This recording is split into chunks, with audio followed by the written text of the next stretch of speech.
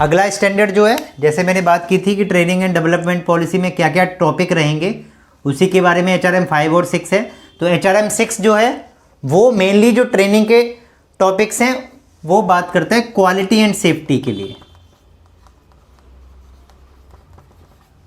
So quality and safety के जो training के टॉपिक्स हैं उन पे फोकस किया जाता है इस स्टैंडर्ड में। सो इसमें मेनली जो है वो बात हो रही है सेफ्टी की। तो सेफ्टी में आपका आता है लैब की सेफ्टी, इमेजिंग की सेफ्टी, एनवायरनमेंट की सेफ्टी, आप कह सकते हैं रिस्क भी कह सकते हैं कि क्या क्या रिस्क इन्वॉल्व हैं, risk in the environment.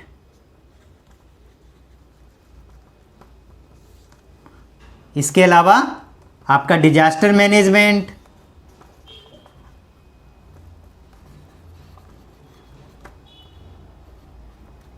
Fire and non fire emergency, इससे सेफ्टी,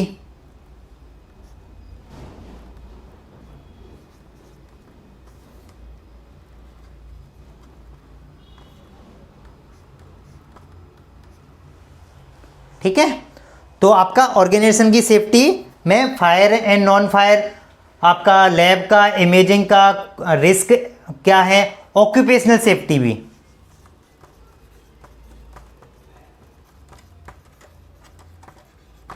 ऑक्यूपेशनल सेफ्टी भी आप एनवायरनमेंट सेफ्टी से कंसर्न कर सकते हैं। ऑक्यूपेशनल सेफ्टी भी हो सकता है आपका, और सेफ्टी एस्पेक्ट्स के अलावा क्वालिटी। सो क्वालिटी के बारे में आपकी ट्रेनिंग होगी। तो ये सारे टॉपिक्स इसमें कवर होते हैं। तो हम मोटा मोटा कवर कर लेते हैं। लैब की सेफ्टी में लैब से रिलेटेड क्या वहाँ पर इंसिडेंट हो सकते हैं, क्या सेफ्टी कंसर्न का ध्यान रखना है, वो लैब के टॉपिक्स में। इमेजिंग सेफ्टी हो गया, ठीक है, जैसे ब्लड स्पिल हो सकता है लैब में, बॉडी फ्लूइड एक्सपोजर हो सकता है, तो इस टाइप का रिस्क लैब में है तो वो सेफ्टी एस्पेक्ट में आ जाएगा आपका। इमेजिंग में आपका रेडिएशन एक्सपोजर हो सकता है, तो उससे रिलेटेड सेफ्टी कैसे आप ध्यान रखेंगे, वो आपका इमेजिंग की सेफ्टी में आ गया। एनवायरनमेंट में आपके physical, chemical, environmental and process related risk हो सकते हैं।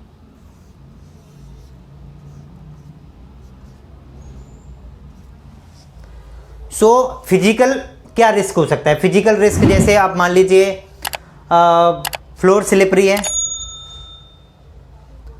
आपका ब्लंट कॉर्नर्स हैं,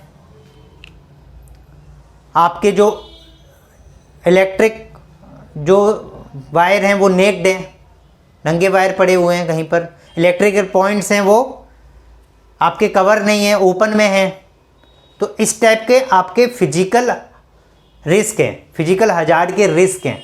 तो उन रिस्क को कंसीडर करना आपका, ठीक है। स्लिपरी फ्लोर अगर है अगर आपका, तो डेफिनेटली फॉल का रिस्क बढ़ जाता है।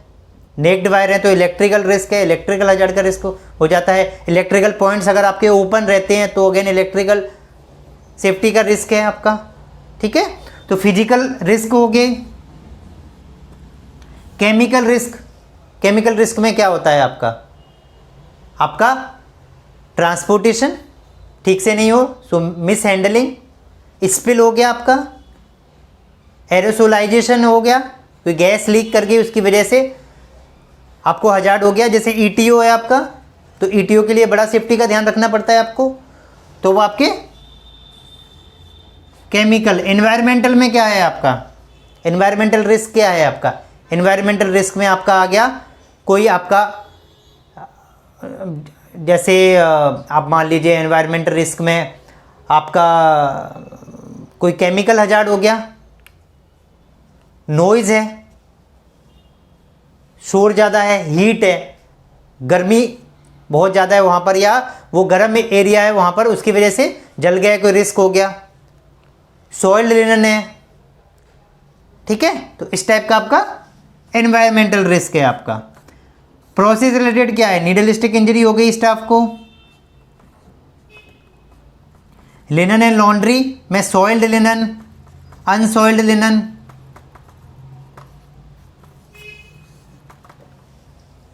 स्टाफ को अवेयरनेस ही नहीं है, सॉइल्ड एंड सॉइल्ड लिनन तो मिक्सअप कर देगा तो उसका हजार्ड का रिस्क है। तो ये आपके फिजिकल, केमिकल, एनवायरमेंटल, है ना, और प्रोसेस रिलेटेड रिस्क में आते हैं, जिसको हम ऑक्यूपेशनल रिस्क भी बोलते हैं, ऑक्यूपेशनल हजार्ड भी बोलते हैं। इलेक्ट्रिकल हजार्ड, स्ट्रेस हो गया आपका, साइकोलॉजिकल हजार्ड में आता है। तो वो सारे एस्पेक्ट्स को भी आपको कवर करना है जब आप सेफ्टी का ट्रेनिंग का मॉड्यूल बना रहे हो, एज पर योर ऑर्गेनाइजेशंस कि आपके पास क्या क्या फैसिलिटी हैं।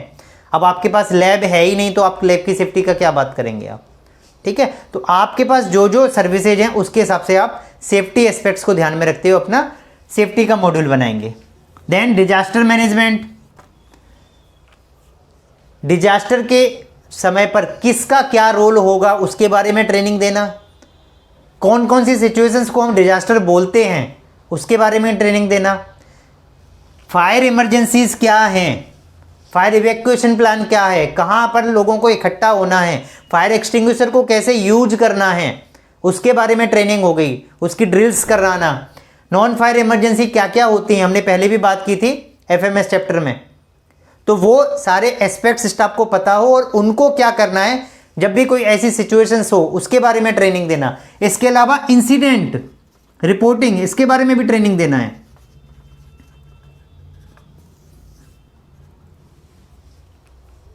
अगर कोई ऐसी सिचुएशन हुई, कोई फिजिकल, केमिकल, एनवायरमेंटल या प्रोसेस रिलेटेड हजार्ड हुआ तो किसको रिपोर्ट करना है, किस तरीके से रिपोर्ट करना है, कितने टाइम में रिपोर्ट करना है, क्या उसको इमीडिएटली एक्शन लेना है, वो सब ट्रेनिंग भी देना हो। तो इंसिडेंट रिपोर्टिंग भी एक ट्रेनिंग का पार्ट है, वो आपको ट्रेनिंग देना है स्टाफ को।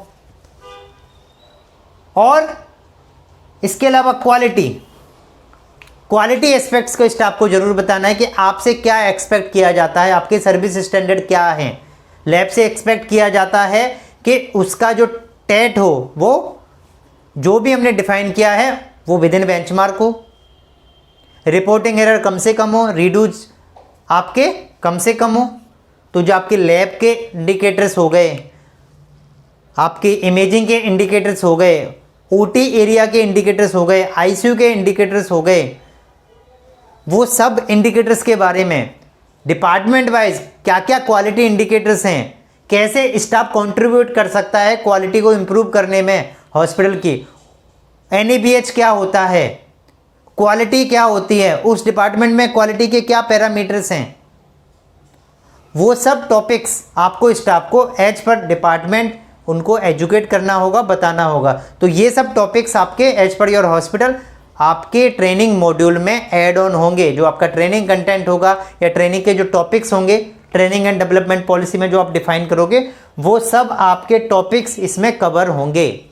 कोई भी ऐसा टॉपिक जो आपको इसमें लग रहा है कि एनएबीएच में नहीं है लेकिन हमें ज़रूरत है, तो वो भी आप ऐड ऑन कर सकते हो पढ़ाने की। कोई ऐसा नहीं कि आपको यही टॉपिक आपको बनाने हैं। इसके अलावा एडिशनल फीडबैक के बेसिस पे पेशेंट का आप ओपीडी का फीडबैक लेते हो, स्टाफ का फीडबैक लेते हो। इवन स्टाफ को लगता है कि मेरे कलीग्स को, मेरे जूनियर्स को या मेरे सीनियर्स को ट्रेनिंग की ज़रूरत है, तो आप वो feedback without fear of retribution, डरे हुए बिना आप वो दे सकते हो। इस टाइप का कल्चर हमें डेवलप करना है अपने हॉस्पिटल में, ठीक है। तो ट्रेनिंग एंड डेवलपमेंट मॉड्यूल में ये सब चीज़ें कवर होंगी। क्लियर? चलिए, थैंक यू।